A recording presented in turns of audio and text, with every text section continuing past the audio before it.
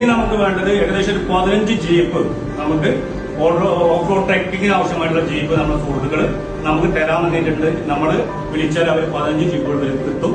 അതിൽ കയറിയിട്ട് നമുക്ക് പറ്റാവുന്ന ആളുകൾ കയറി ഈ ആളുകളെ അടിയന്തരമായി എത്തിക്കാനുള്ള കാര്യങ്ങൾ ചെയ്ത് പോവാം.